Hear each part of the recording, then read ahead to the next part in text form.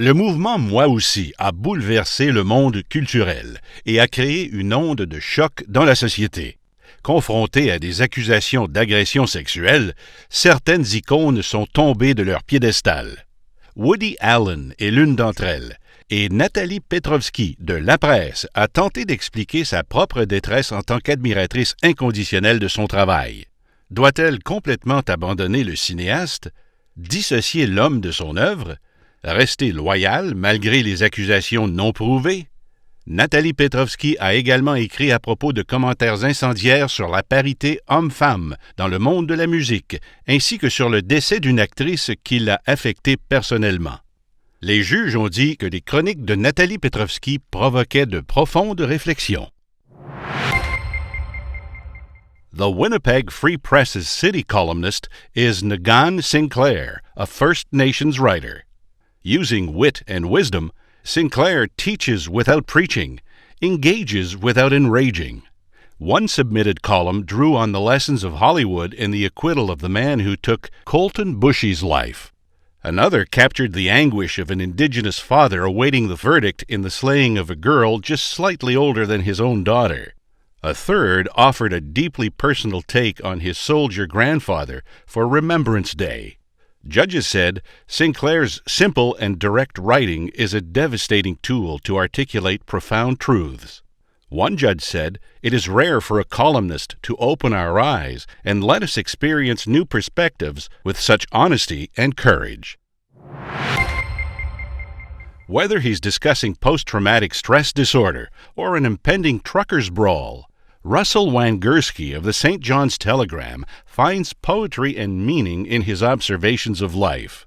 His submitted columns ranged from a poignant look at a paramedic who committed suicide to a sardonic take on election platforms to keen observations from a night spent in a random hotel.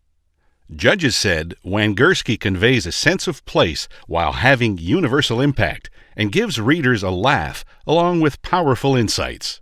Wangersky was described as a storyteller with a distinctive voice and literary flair, someone who is capable of capturing the extraordinary in the ordinary and the ordinary in the extraordinary.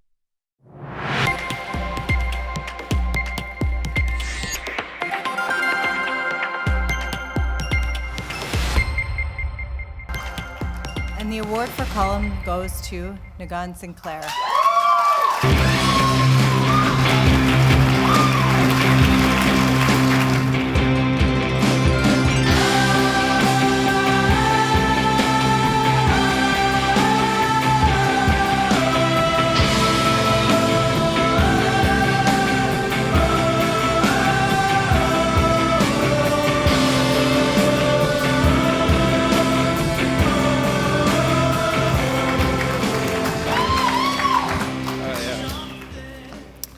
So bonjour ndine magradok nigan wevedum dijishna kos namagoshin dodem nimen wendam omayayan. It's a pleasure to be here. Gizagan nimiji nibekwe mijana gijik, my family. I want to give a profound gratitude to the people of this territory, the Mississauga, the New Credit, my Haudenosaunee relatives, my Wendat relatives, and my members of the Three Fires Confederacy in which we share this territory with. Miigwech, yeah, thanks.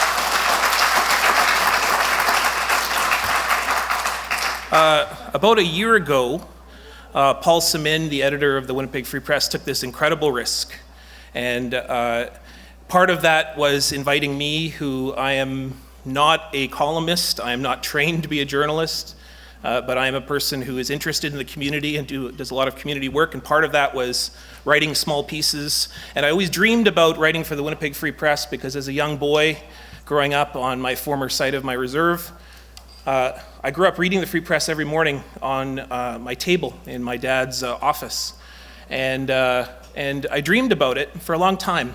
And I submitted pieces here and there, and I was invited to be a part of the Winnipeg Free Press over a phone call where I was sitting on Six Nations Reserve, and Paul Simin invited me to be a part, and I said, I can't do more than a couple pieces here and there, and he said, I want you to be a piece of this newspaper, I want you to be a face amongst many of our faces in the newsroom, and I've been accepted into this newsroom in a remarkable fashion in what I think is the center of reconciliation in Canada, the most imperfect city, but the most perfect city in Canada.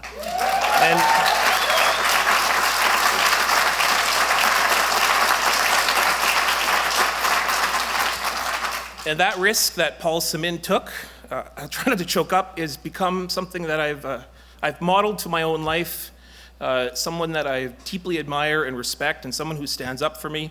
I can remember one of the very first pieces of hate mail that we got, that Paul received, was from a reader who said, "Oh, you're becoming a native newspaper now." And Paul was like, "Yep, here's what we're doing." And Paul's bravery and standing up for me involving many contentious issues, because in this country it is still controversial for an Indigenous person to have an opinion or an idea. And for those of us who are out there at the front lines of this work, doing the work of trying to bring relationships and the idea that we are all in this thing together, it is profoundly important to have allies like Paul, like our publisher Bob Cox, and my mentor, my sister, my person who I go to whenever I go, I'm not quite sure what to do here, and that's Melissa Martin, who's over there. And she is a remarkable, remarkable friend. I am so lucky to have people who walk with me on this journey. And I want to honor this award tonight. Part of going through understanding what this award is all about, I didn't know anything about these ceremonies literally a year ago, was to honor the memory of Richard Wagamis, who won this award in 1990.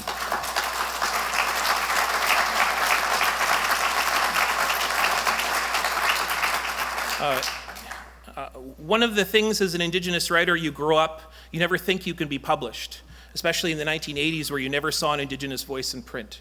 You never saw anything other than the Manitoba's Most Wanted growing up.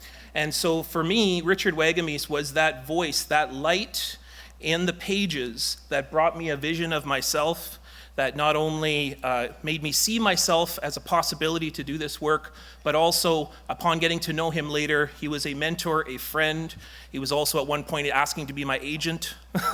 And that's how much he believed in my work. People like Richard Wagamis and Brunelda Wheeler and Beatrice Culleton-Maussonnier, we are led by Indigenous writers in incredible ways, and I invite all of you now to become native newspapers, to hire, to commit, and to stand by Indigenous journalists for what is arguably the most important time of this generation, the most important commitment, and the most important relationship this country has to offer. Miigwech, and thank you very much.